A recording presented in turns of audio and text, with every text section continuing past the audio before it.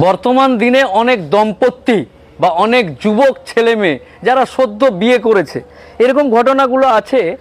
তারা বিভিন্ন রকম কারণে সুন্দর দাম্পত্য জীবনটা কোনো টেরা চোখের আশ্রয়ে হোক বা যে কোনো কারণে সুন্দর দাম্পত্য জীবনটা তারা নষ্ট করে দিয়ে 1 বছরের মধ্যে 7 মাসের মধ্যেই কিন্তু মামলা মকদ্দমায় জড়িয়ে পড়ে সুন্দর জীবনটাকে, গোল্ডেন জীবনের যে মূল্যবান সময়, জন্ম মৃত্যু বিবাহ বলে তো, কিন্তু দেখেন জন্ম যখন হয় তখন অজ্ঞান অবস্থায় হয়, মৃত্যু যখন হয় হঠাৎ করে হয়ে যায়।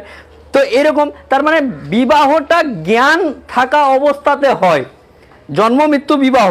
তাহলে বিবাহটা আরও কতটা ইম্পর্টেন্ট যে আপনি যুবক, আপনি সব বোঝেন সোজেন, সমস্ত কিছু অবস্থাতে বিয়ে হচ্ছে। তো এই ইম্পর্টেন্ট জিনিসটা করার পরে কোনো রকম কলহ বা দাম্পত্য জীবনের অনেক রকম ব্যাপার থাকে।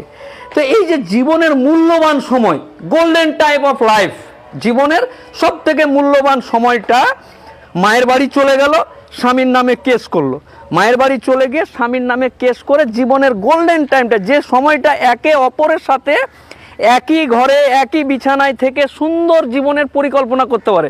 কিন্তু না, স্বামী যাবে কোর্টে, অমুক তারিখের ডেট হবে, ইনি যাবেন কোর্টে, আমার কেসটা কি হলো, আরও যেন করা হয়, আরও যেন বাঁধা যায়, দড়ি দিয়ে বাঁধা যায়, শিকল দিয়ে বাঁধা যায় স্বামীকে, এরকম ব্যাপারগুলো থাকে।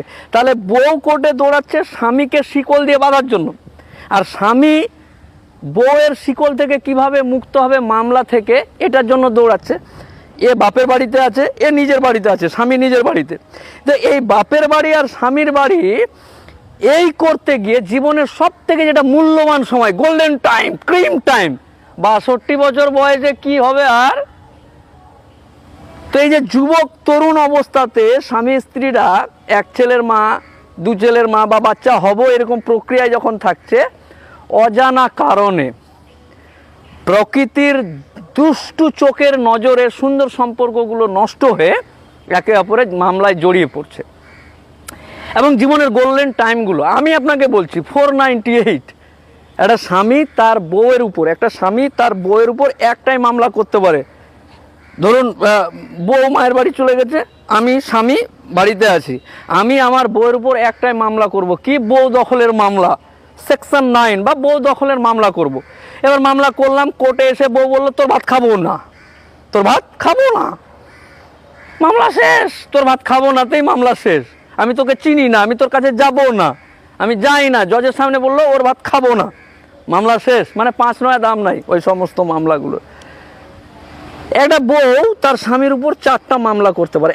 এক হলো 498, মানে নির্যাতন, নির্যাতনের যত রকম রূপ হোক, গলা দিয়ে বালিশ চাপা দিয়ে মারতে যাক, ফট করে এক চড় মেরে দেওয়া, পা ভেঙে দেওয়া মারতে মারতে, তো বিভিন্ন রকম এই সমস্ত নির্যাতনের যত রকম, জল চালিয়ে দিলাম, পা পিছলে দিলাম, তো অনেক রকম নির্যাতনের রূপ আছে। যত রকম নির্যাতন হোক সমস্তটাই কিন্তু 498-এর মধ্যে চলে আসবে। তো 498-এর মধ্যে যখন চলে এলো, এটা হলো ক্রিমিনাল। আর 3টা মামলা করতে পারবে। 1 মেনটেনেন্স, খরপোশ। 1 ডিপি বা ড্রোরি, মানে পণের জন্য বা ডোমেস্টিক ভায়োলেন্স বা এই সমস্ত মামলাগুলো একটা। আর একটা হলো আমার বাপ খাট আলমারি দিয়েছে সিজার করে সেগুলোকে আনা। তো এই 4টা, তো এগুলো হলো সিভিল মামলা, আর এটা হলো ক্রিমিনাল মামলা। এ যতই কঠিন করে মামলা লিখুন না কেন, যতই কঠিন করে মামলা লিখুন না কেন, আগাম জামিন পেয়ে যায়, আগাম জামিন পেয়ে যায়, বা 7 দিন জেল খেটে বেরিয়ে যায়। তো 7 দিন জেল খেটে বেরিয়ে যে স্বামী আপনাকে পুষবে কেন? আমার মতো উকিল পুষবে, তোকে পুষবো না। 7 দিন জেল কাটিয়েছিস, তোকে পুষবো না, আমার মতন উকিল পুষবে টাকা দিয়ে।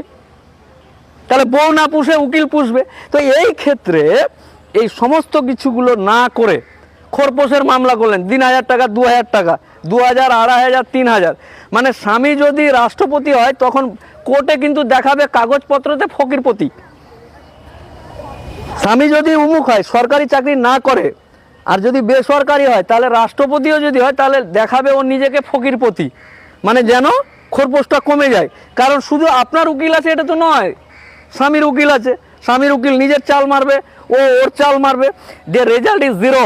For that reason all the people, all the young generation, I am your brother Mofakkirul Islam, Kutkachali না, মেনে নিয়ে সুন্দরভাবে জীবনযাপন করাটাই উত্তম। আর এই যে অনেক সময় বলে যে মায়ের দোষ থাকে সংসার ভাঙার জন্য, নিঃসন্দেহে অনেক ক্ষেত্রে এটা সত্য, কিন্তু সব ক্ষেত্রে এটা সত্য নয়। অনেক বাবা মাই তার মেয়ের সংসার সুখের জন্য যা যা প্রক্রিয়া অবলম্বন করা উচিত সেগুলো কিন্তু করে। ব্রাদার, কার দোষ কেন দোষ এগুলো দেখে লাভ নেই বা ধরেও লাভ নেই। মূল এবং মুদ্রা কথা হলো এই, আপনাকে সুন্দরভাবে জীবনযাপন করতে গেলে জীবনের গোল্ডেন সময়টা ঝগড়াঝাটি করে না কাটিয়ে ভালোভাবে রঙিনভাবে কাটান। জীবনটা কত সুন্দর, পৃথিবীটা কত সুন্দর দেখুন, ভালো লাগবে। ভালো থাকুন, সুস্থ থাকুন, পরে আবার কথা হবে।